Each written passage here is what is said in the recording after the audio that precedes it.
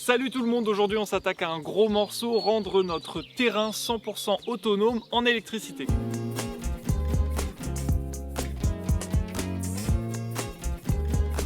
Vous l'avez vu, le terrain est grand et il dispose déjà de quelques constructions. Donc évidemment, on a commencé par construire notre grand garage en bois à l'entrée du terrain, puis notre maison. Mais c'est très loin d'être fini puisqu'on attaque très bientôt la construction de gîtes. Alors il y en aura deux dans un premier temps, deux petites maisons et peut-être un troisième un peu plus tard. Au niveau de la ruine, on voudrait créer une serre et un abri pour nos affaires de jardin. Derrière moi, il y a aussi une grande ruine à rénover. On va pas la laisser comme ça, la pauvre. Donc on aimerait en faire en partie un abri pour animaux de la ferme, donc des chèvres, des moutons, on verra, et une autre partie ça servira d'atelier pour ranger tous nos matériaux et notre matos et nos outillages. Il y a aussi une autre grande ruine au fond du terrain qu'on aimerait restaurer, on ne sait pas exactement encore ce qu'on veut en faire et on a toujours évidemment notre projet de grande maison qu'on construira, je sais pas, dans 10-15 ans, on verra en fonction du temps, du budget et de l'énergie qui nous reste, mais tout ça pour dire que tous ces bâtiments vont demander évidemment de l'électricité et l'objectif c'est pas de payer des factures mirobolantes d'électricité chaque mois. Donc pour ça, on voudrait être le plus autonome possible. Et l'autonomie, ça commence par installer des panneaux solaires parce que rien de mieux que d'utiliser l'énergie gratuite du soleil pour créer de l'électricité et l'injecter dans nos différents bâtiments. On avait déjà commencé par installer un parc de panneaux solaires au fond du jardin, mais on va revoir un petit peu l'installation générale parce que ça nous plaît pas complètement. On a aussi des panneaux sur le toit de la maison. On voudrait en rajouter sur un des pans de mur de la maison et aussi sur notre garage.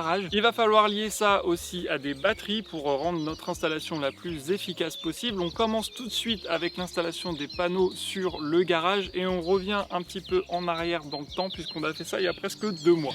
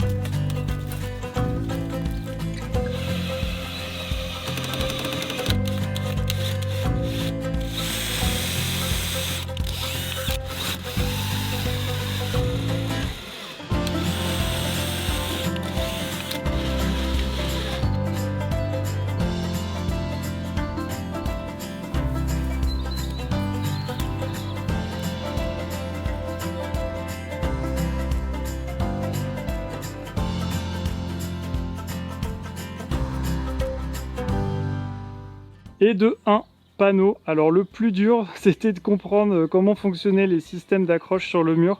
Mais finalement ça va, c'est quand même plutôt malin. Et puis il fallait aussi pas se tromper au niveau des prises de mesure au départ pour être sûr d'avoir le bon écartement. Donc là vous voyez qu'il est quand même bien incliné. Ça on peut la gérer, l'inclinaison plus ou moins. On pourrait même d'ailleurs la gérer plus tard. Il suffira juste de dévisser des petites vis qui sont là et de l'ouvrir plus ou moins. Je pense que là on est quand même pas mal pour toute l'année. Je ne pense pas qu'on s'amuse à changer son inclinaison, mais c'est bien que l'été il soit un petit peu plus incliné parce qu'il va capter le soleil qui est plus haut dans le ciel, tandis que l'hiver c'est mieux si il est presque plat parce que le soleil est très bas. Bon voilà, ça c'était le premier panneau. Il nous en reste un deuxième qu'on va venir fixer juste à côté. Il faut qu'on soit bon encore une fois dans nos calculs pour que ce soit bien droit et esthétique.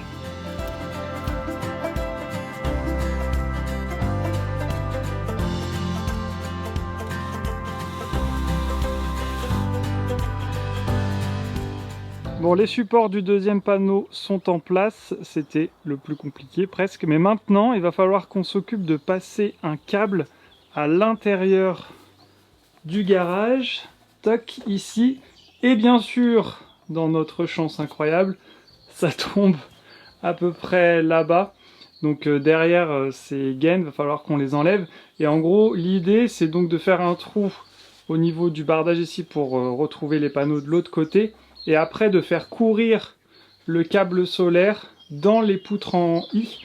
Donc ça c'est fait exprès dans la partie OSB, on peut faire des trous pour passer des gaines, ça n'enlève rien à la rigidité de la poutre. Il faut aller tout au bout du garage pour essayer de rentrer dans la partie atelier, donc la partie fermée. Donc un petit peu de boulot et surtout va falloir qu'on fasse de la place et qu'on jongle un petit peu au travers de tout ce bazar. Je mime ce que tu Oui, je vois bien, oui, merci.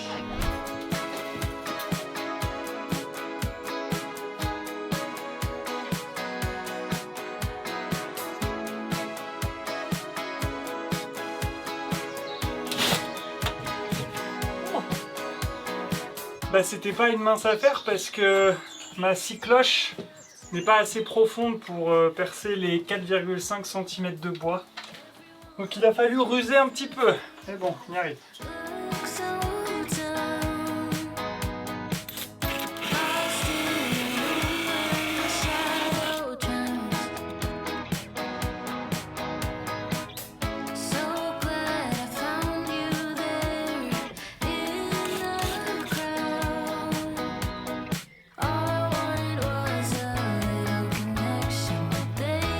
Et voilà, les deux panneaux sont posés, c'était pas une mince affaire, surtout pour installer le deuxième parce qu'on n'avait pas trop d'accès justement entre les deux panneaux.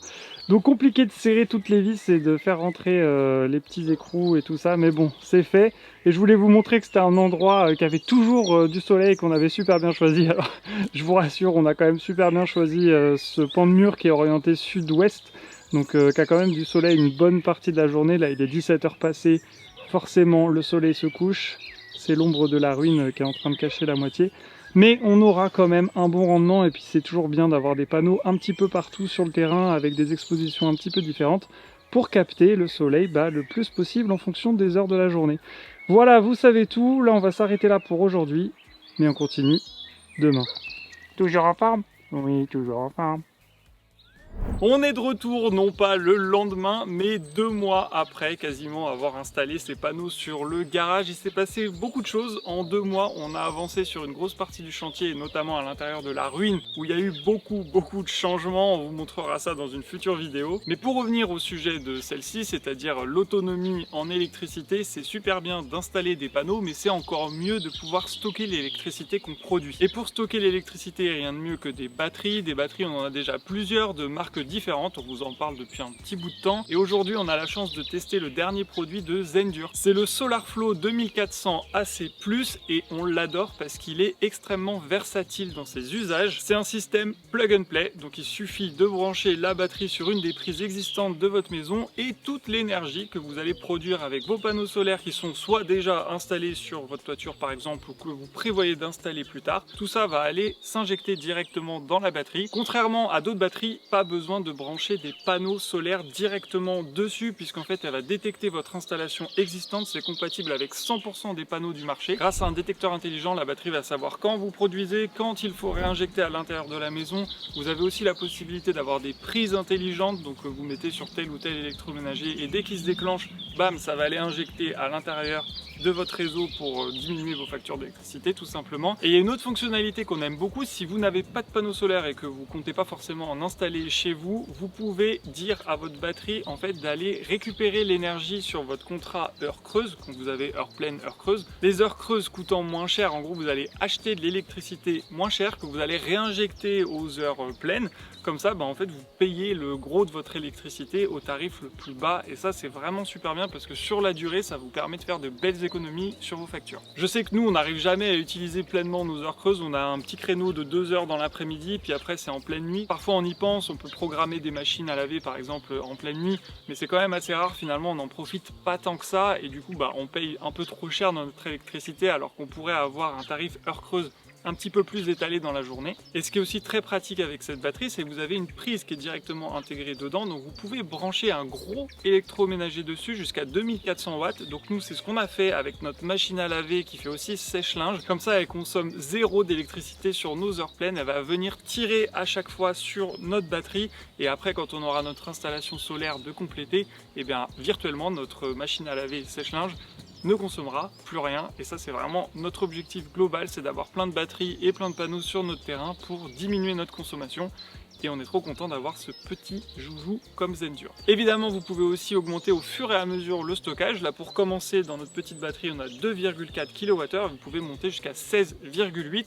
et après vous pouvez en mettre plusieurs en série dans votre maison, donc pour augmenter, je sais pas, jusqu'à 50 kWh, ce qui serait énorme pour une maison, mais vous avez compris l'idée. Vous pouvez l'installer un petit peu partout, c'est étanche à l'eau, c'est étanche à la poussière et comme d'habitude, vous pouvez tout gérer depuis l'application, gérer les programmes, dire quand vous préférez la charger, quand vous préférez réinjecter à l'intérieur de vos électroménagers, enfin vraiment tout est paramétrable et je trouve d'ailleurs que c'est une des applications les plus pratiques à l'usage par rapport à toutes les marques qu'on a testées depuis quelques années.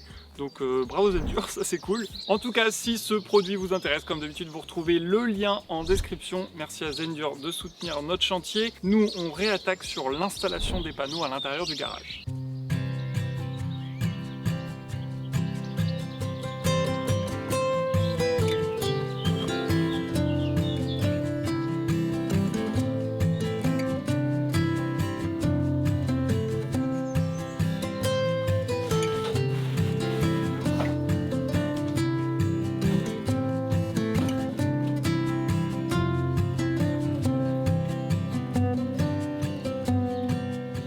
Bon voilà, on a tendu une corde entre les deux trous pour pouvoir faire passer notre gaine au travers des poutres en I. Le plus compliqué, ça va pas être de faire les 19 trous parce qu'il y a 19 poutres, mais plutôt d'enjamber tout le bazar qu'il y a dans ce garage. D'ailleurs, on a un peu de mal à imaginer qu'un jour ça va devenir un vrai garage où les voitures pourront se garer tellement c'est encombré.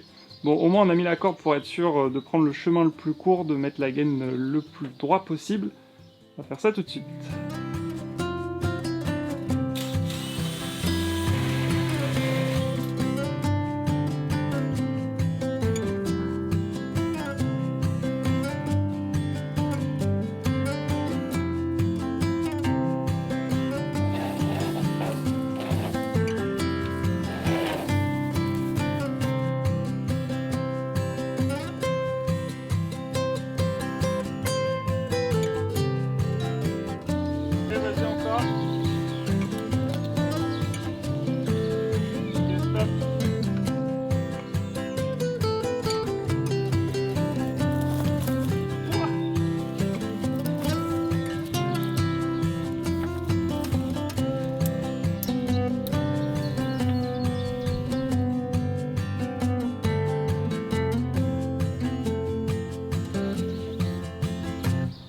Et voilà 1000 watts de production solaire en plus sur notre terrain, donc les panneaux nous viennent aussi de Zendure. Alors sur le bas des panneaux, ça va pas rester comme ça évidemment. Donc en fait ce qu'on prévoit de faire, comme notre terrain monte un petit peu ici depuis l'entrée, on va créer une sorte de grosse jardinière comme ça. Ça va permettre que on se cogne pas dans les panneaux ici. On va mettre quelques jolies plantes au pied, des choses qui montent pas trop haut mais ça va être joli. Et en fait après il va y avoir un chemin d'accès. Ici une sorte de petite pente qui va traverser la ruine. Je vous la montre pas trop parce que comme je vous disais, on vous a pas encore sorti la vidéo sur le changement, mais ça va être le chemin d'accès vers les gîtes. Donc maintenant que ces deux panneaux produisent là, ils sont beaux, ils sont en plein soleil, ça va être nickel, on va s'occuper du gros morceau au fond du jardin où on a encore d'autres panneaux qui nous attendent.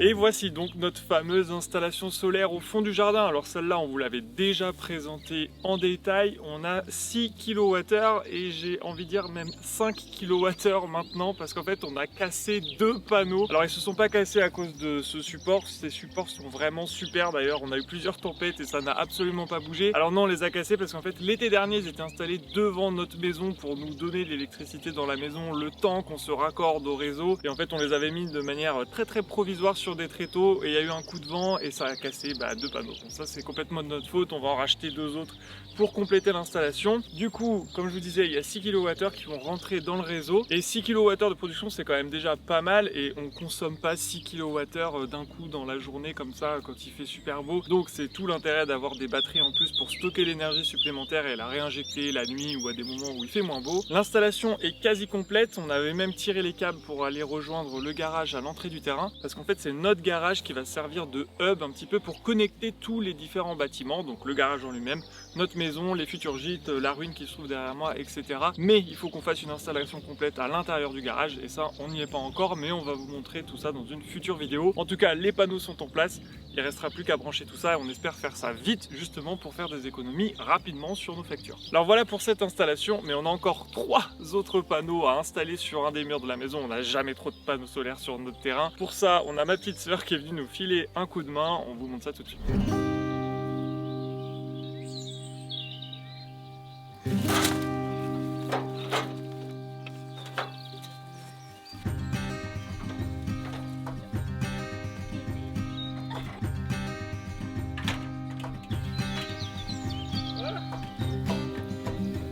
Ça c'est de l'échafaudage de qualité. Ouais.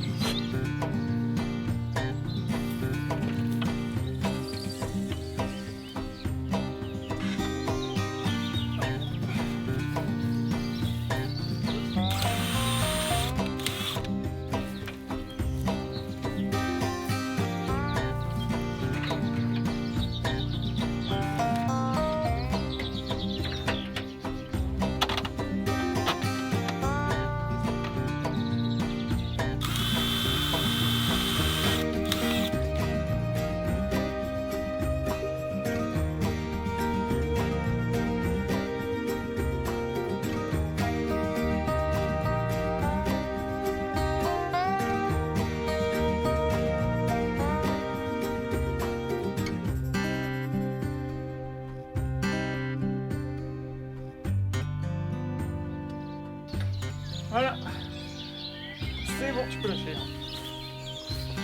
Nickel.